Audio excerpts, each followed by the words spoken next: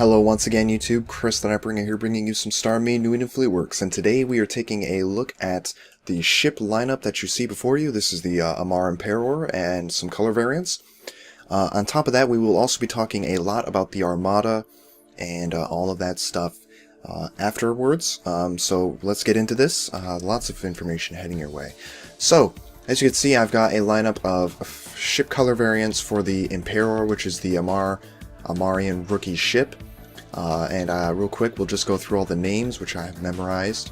And this was all done in one day. This is actually all of the color variants for this ship. We have the Standard Edition, the Amatar Mandate, the Arda-Shapur, the Court Chamberlain Edition, the Equilibrium of Mankind Edition, Imperial Edition, Kedor Edition, Khanid Edition, Imperial Navy Issue, Sarum Edition, and tash-murkon Edition. So those are all the color variants that are available from EVE, like, at all for this ship. It should give you an idea as just how many color variants are available for most ships in the game. At least the 4 Empires have this many color variants. This is 11 color variants. Most ships have about 6 or 7 at least. So it's a lot of work. This took about 3 hours to complete, and that's because I ran into a few problems along the way. But every single one of these ships is identical. The only thing that has changed is the colors used for the different materials on the ship. They all weigh the same exact mass. I'm pretty sure that's not how physics works. But they are all the same exact mass, which means the only difference is the colors that you'll be using when you construct or buy them or whatever. I would like to note 2 things. This one right here is the Imperial Edition, and while I would like to have made this gold, it's essentially the same color scheme as this one, which is the Standard Edition, and nothing really would have changed except the lighting, which is white instead of yellow.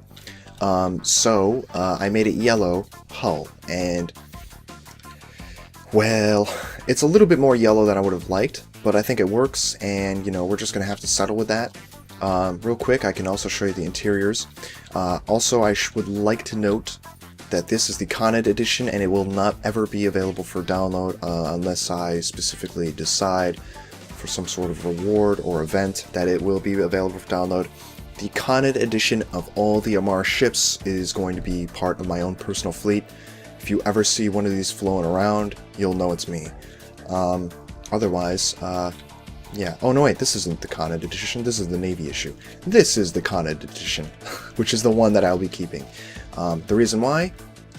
It's got black on black with silver and gray accents, which is really nice.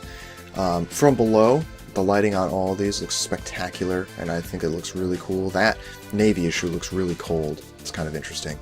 And of course, you've all seen the interior for the default Standard Edition, white with brown accents. The Amatar Mandate is brown with green accents, yellow lighting. Arda-Shapur is very green interior, white on green, or white with green accents. God, I don't even know. Court Chamberlain is yellow lighting with brown accents on gray. Equilibrium of Mankind, white lighting, which gives it a very clean look compared to the others. Gray with blue accents. Imperial Edition, white with quote-unquote gold accents, white lighting. Kedor Edition, blue lighting, blue with white accents. This is Khanid Edition. This is my own personal ship. You could see probably why I chose it. It's a really nice version. I like this color scheme, and I like blue lighting on the interior. It looks really good. If there was one that had like red lighting, I'd use it, but there are none. We can see this one. Here's the Navy issue. White with black accents, blue lighting. Sarum Edition, red with brown accents, yellow lighting. And tash-murkon, gray with red accents, yellow lighting. So those are the color schemes you can expect for most of the Amar ships. Even, you know, well, I plan on doing it for every single ship.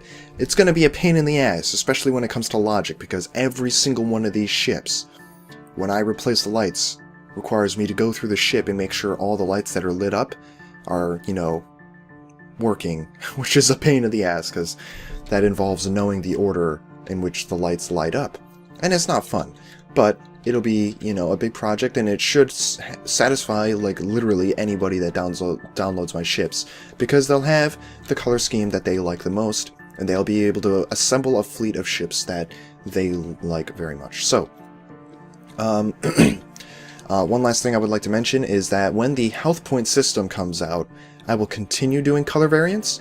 For now, this is the only ship that I'm doing color variants for right now, and the reason is because I would like to release ships with the health points in mind, so that I am providing the most balanced set of ships in StarMade ever. And it's going to be based off Eve numbers, so it's not like I'm doing the work really, I'm just translating that into StarMade. But hopefully the health point system reveals some sort of pool, like a number pool that is accumulated based on health of the armor that you attach to it, right? So this ship should have a decent amount of armor, plus it also has the 4% resistance bonus, which is represented here by the what you call it, piercing effect module, right? So that's got a 4% resistance on its armor, which is something that I've included. That's the same exact number in Eve. So I'm hoping that, you know, when this health point system comes out, I will be able to start with this ship as the baseline for hull and stuff, and we'll be able to see just how this comes along. It'll be an interesting bit of work. But I don't want to do any more color variants, because if I did it based off a different ship, like the Heron, which is what I started off with, this ship would have to be redone to a certain extent, and I don't want to do that. I think this ship is fine where it is at, and I think it can serve as the baseline for the whole system that will be implemented in the future. So now that we're all done talking about that, let's talk about the Armada. So hopefully without disturbing the recording of my video, okay, there we go. I will have hopefully not fucked that up. I just had to tab out of the game to get something on my other screen. So, the Armada has accelerated in terms of its scope significantly, much more so than I had anticipated. I am talking to people like Saber, Raven, Dalmont, and they are all on board for the Armada, which is something I was not expecting to even reveal to them, even at this point, because I frankly wasn't ready, and I really didn't realize what I was doing to myself by starting this project. But it's gonna be big, guys. It's gonna be fucking huge. This may be one of the craziest things I've done, and you will see it hit a number of channels all at the same time, a number of YouTube streamers, and it's just gonna sort of, it could potentially overcome and like wash over a lot of the StarMade content that you guys are seeing right now, which would be pretty interesting. So I have come up with a completely different logo than what I showed you in the last video, and I'm apologizing right now because I know a lot of you liked the logos that were presented there, but to be completely honest, none of them really felt how I wanted the Armada to be represented. The Armada is supposed to be a rising tide of gamers and content creators that will, you know, wash over, not the competition, but they'll wash over and incorporate and, you know, integrate new people, new content, new people that are, you know, playing these games, and like assimilate them into the fleet. Think of it like the Borg, but like without the plot holes and, you know, more stylish. And not as weird about it either. That's kind of the idea, is that we kind of want to just grow as a network and, you know, encompass people that are doing a good job in, you know, the content creation aspect of things, as well as people that are doing good for the community. And there will be, you know, official recognition by the founders of the Armada towards those people, and, you know, eventually they may be brought into the fold, the most inner of folds, and brought up to the level of which, you hold me and other content creators currently. Or at least that's the hope, that's the desire. So, I don't really know where to start. I guess I will show you the new logo right now. This is not a finished version, but it is exactly what I was thinking of when I was creating this logo. This is exactly what I was thinking the Armada felt and represented. It's more stylish, it's detailed, and I think it's way better than the things that we did before. You know, I was kind of remaining a little too realistic with the old logo, and now I'm getting more abstract with it, and I think it's turning into a really cool symbol that is already being supplied to the other members of the Armada, and they're already starting to implement it into their own things, and it's really quite amazing. So real quick, here's the new logo. It should play for a few seconds. I have no idea. Bam.